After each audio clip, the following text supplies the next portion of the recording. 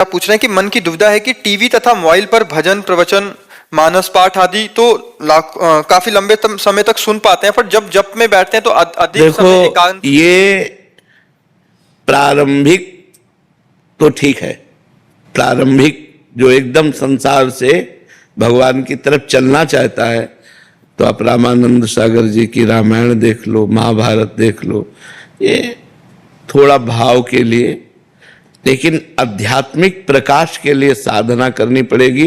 वो टीवी से नहीं होगी, वो ग्रंथ से होगी।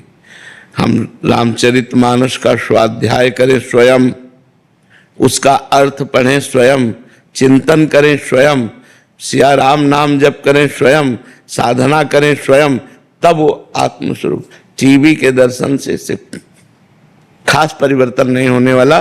थोड़ी देर भाव हमारा बनेगा, इसके बाद फिर माया उस पर धूल डाल देगी। हमको सतत चिंतन करना है। सब साधन कर यह फल सुंदर, प्रभुपद पंकज प्रीति निरंतर। अच्छा, जो सीरियल में अभिनय करने वाले हैं वो सच्चिदानंद तो है नहीं, पार्थिव पांच भौतिक शरीरधारी, और सियाराम जी सच्चिदानंद में है। अब जोड़ कैसे बन सकता है? जो हम देखें वही ध्यान करें और हमें सच्चिदानंद रस मिले, तो ऐसा नहीं हो सकता। जो राम नाम से, सिया राम नाम के रटने से और रामचरितमानस के पढ़ने से, गान करने से, चिंतन करने से सिया राम स्वरूप आएगा, वो आपके अध्यात्म की पुष्टि करेगा। महाराज इनका कि टीवी पे तो जो जैसे लंबे समय तक भजन प्रवचन या सब सुन लेते हैं, पर जब जप में बैठते हैं तो मन बहुत विचलित होता है। नहीं, टीवी का मतलब है बहिर्मुख होना। बस समझो, टीवी का मतलब बहिर्मुख होना, और रामायण का मतलब स्वाध्याय करने का मतलब अंतर्मुख होना। एक एक चौपाई हम पढ़ रहे हैं, हमारी श्रवणेंद्री अंतर से लगी हुई, उसमें मन नेत्रेंद्री पूरी चेष्टा लगी हुई। और टीवी में इतनी स्वतंत्रता है कि वो चल रहा है, सुन रहे हैं मौज से, लेकिन हम एकाग्र तन्मय जो रामचरितमानस का गान करने में, वो नहीं होगी तन्मयता। तो हम इसीलिए कहा बाहरी यंत्र का जो साधन में हमारे सहयोग है वो प्रारंभिक है, ना कि आंतरिक है। जब हम गायन में लगेंगे सुनने के लिए तो हम वहां जाकर बैठते हैं, सुनाओ, अब हम सुनने आए हैं। और अब हम ध्यान में बैठे हैं तो हम सुनेंगे नहीं। अब हमारे कान में अंतर्मुखता आनी चाहिए, श्रवणेंद्रिय अंतर्मुख में सुने जो हम चिंतन कर रहे हैं, बाहरी कोई विक्षेप नहीं, माला भी नहीं, शांत एकदम, अंतर एकदम डूबना है। तो प्रारंभिक में तो, लेकिन कब तक हम प्रारंभिक बने रहेंगे? अभी आपको हम जो साधन बता रहे इस पे चलो, देखो मन खिन्न हो जाएगा। जब आप ये बंद कर दोगे ना तो मन आपको शिक्षा देगा कि वैसे तो हम 1 घंटा राजी थे, अब ऐसे 1 घंटा हम नहीं राजी हैं, वो इधर उधर अरुचि आने लगेगी। लेकिन ये आपके आंतरिक मल का साफ करेगा। देखो, जैसे सांप बिल के अंदर बैठा है, ऊपर हम 100 लाठी मार दिए, क्या फर्क पड़ेगा उस पर? यह है टीवी से सुनना। मन सुरक्षित है, वो अपना कारोबार चालू किए है, समझ रहे? अब अंदर खोद के उस पे लाठी मारना, अब फर्क पड़ेगा। तो ये है अंदर खोद के लाठी मारना। सब बंद बाहर से, अब शांत तो बैठे हैं, अब वो भाग रहा है, उस पे लाठी मारी जा रही, राधा राधा राधा।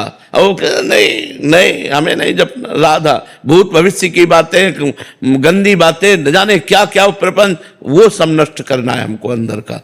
तो हम अंदर का नष्ट करने के लिए प्रभु को प्रणाम करके, हनुमान जी को सामने बैठाल करके और शुरू करें 2 घंटा रामचरितमानस का पाठ, खूब लय से झूम झूम कर, ताली बजाकर, आनंदित। ये अंदर के मल का नाश करेगा। प्रारंभिक हम कह रहे हैं बिल्कुल सही है, प्रारंभ में सबको ऐसा चाहिए, लेकिन साधना की चढ़ाई के लिए फिर आंतरिक अंदर घुसना होता है।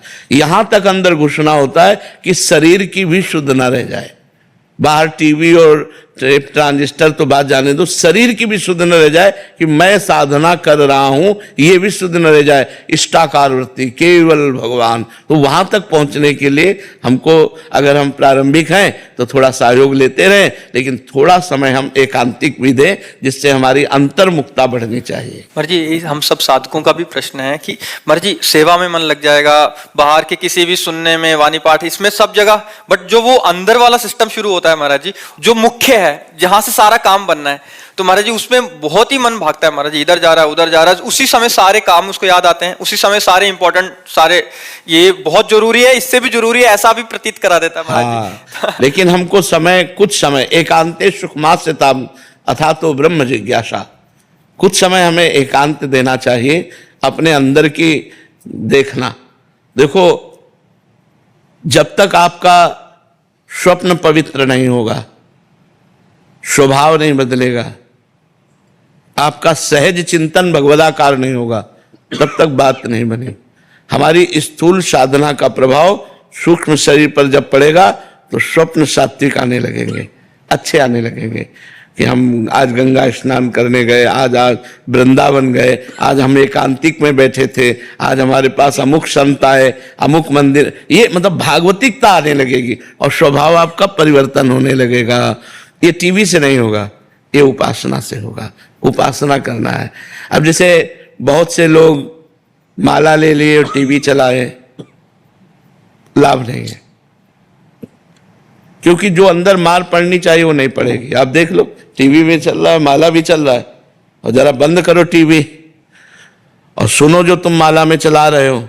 अब देखो मार पड़ती है कि नहीं पड़ती, अंदर अभी भी चिंता पैदा, जलन पैदा होने लगेगी, मन भागेगा, बस यही लड़ाई लड़नी है, और भगा के जाएगा कहाँ वो, नाम में लगाते रहो और मन स्थिर हो गया, बस बात बन गई। वही भगवदाकार मन, सा वही मना कृष्ण पदारविंदयो, मोक्ष का स्वरूप हो गया। विषयों में लगा हुआ मन बंधन का कारण है, भगवान में लगा हुआ मन मोक्ष का कारण है।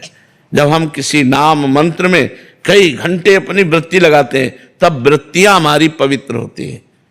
नहीं तो हम क्रियाएं भागवतिक करते हैं, वृत्तियां अंदर गंदी बनी रहती बहुत लंबे काल तक। आप अंदर की बात देखना, बाहरी सुधार से कुछ नहीं होना, आंतरिक सुधार चाहिए। बाहरी का, आप मंदिर जाते हैं, आप टीवी में रामायण देखते हैं या रामायण सुनते हैं, संतों के प्रवचन सुनते हैं, सब बाहरी क्रियाएं हो रही हैं। आप आरती पूजा भी करते हैं, आप सब करते हैं, लेकिन आप अंदर झांक के देख लीजिए। ये कोई कल्पना नहीं है, हम तुम सब बिल्कुल साक्षात बैठे हैं, अंदर झांक के देख लीजिए, गणित वही चल रही है। मन की गणित नहीं बदली तो बदला क्या? सहज भजन में गाया गया है कि मन की तरंग मार ले बस हो गया भजन है। जो मन की तरंगे उठ रही उसको शांत कर लो, मन शांत हो गया, भजन हो गया, वो भगवान में स्थित हो गया, बात बन गई। अब कहने को तो 1 मिनट लगा, लेकिन पूरा जन्म लग जाता है भाई। अब हम लोग उसी के अनुभव में हम बैठे हैं, बचपन से लगे तो उसी की तो तार रही है, बचपन से उसी में लगे रहे तो देख रहे हैं उसके कि कितना खतरनाक चीज है ये। जैसे हम जब 15-16 के थे हमारी आयु, तो एक परमहंस जी ओंकारानंद सरस्वती जी महाराज थे, नजफगढ़ कानपुर, बहुत ब्रह्मलीन महापुरुष, ब्रह्माकार वृत्ति।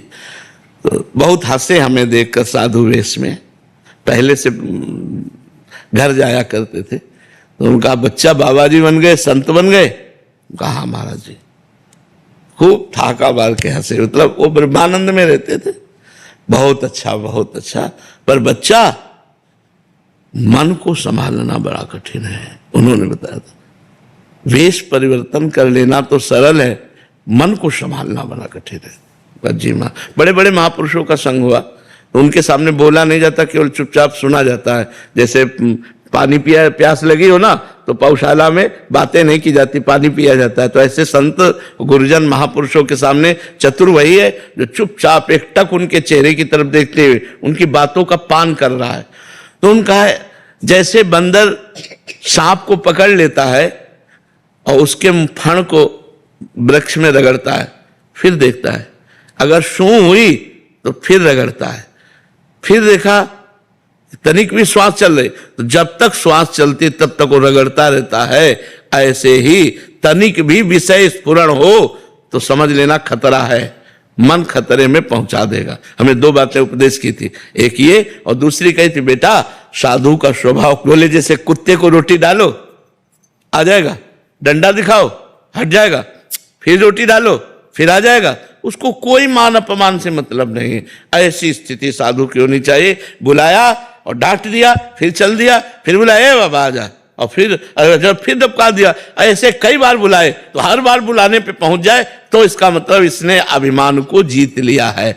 जिसने अभिमान को जीत लिया और जिसने मन को जीत लिया वही साधु। तो साधना एक बहुत आंतरिक विषय है, इसे हम बाहर से धीरे धीरे अंदर की तरफ यात्रा करें।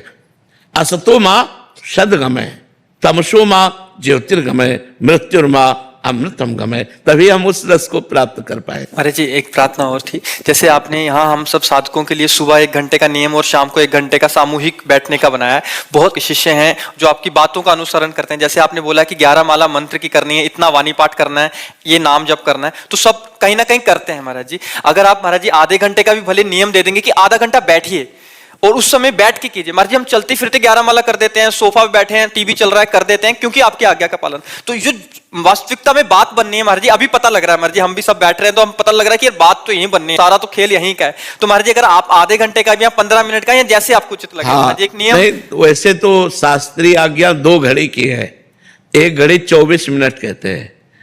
अगर 2 घड़ी बैठ करके हम जप करें तो हमें बहुत लाभ मिलेगा। शास्त्रीय आज्ञा है कि कम से कम 24 घंटे में 2 घड़ी, अगर 2 घड़ी ना कर पावे तो 1 घड़ी 24 मिनट, अगर 1 घड़ी नहीं कर पा रहे हैं तो आधी घड़ी, कम से कम 12 मिनट तो दे दो, कम से कम 12 मिनट तो ऐसे दे दो कि शांत होकर के बैठे।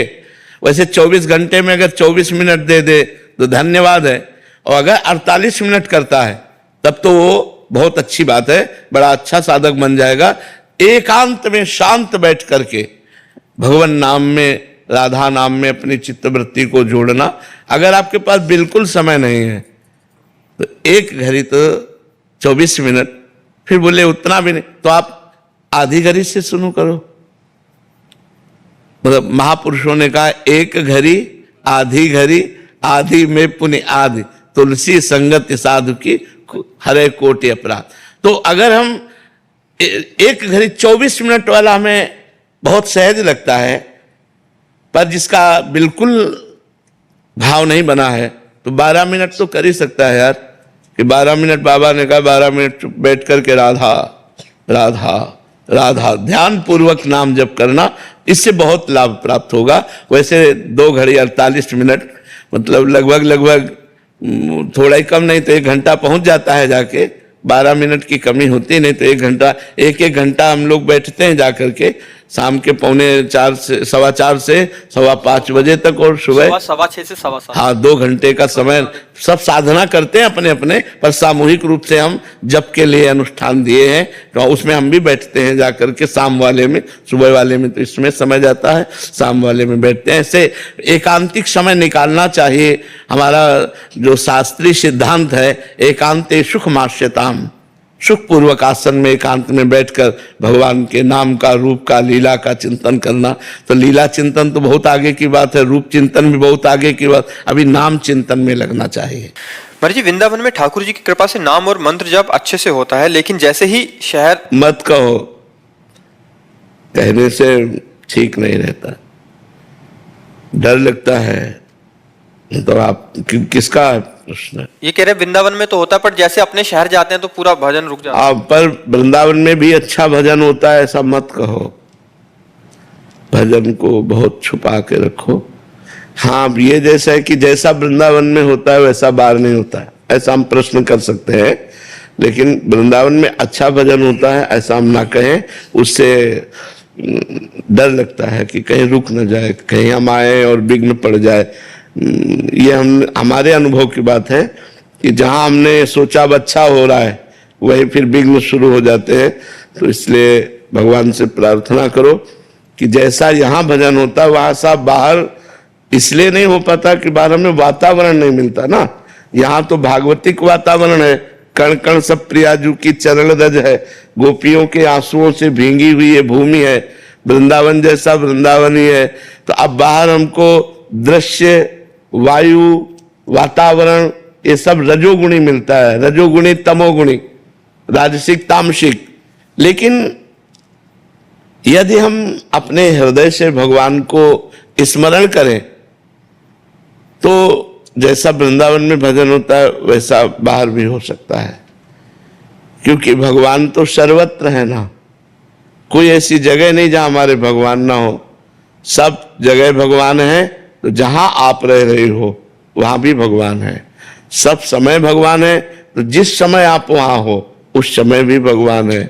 सब में भगवान है तो आप में भी भगवान है, सबके भगवान है तो आपके भी भगवान है।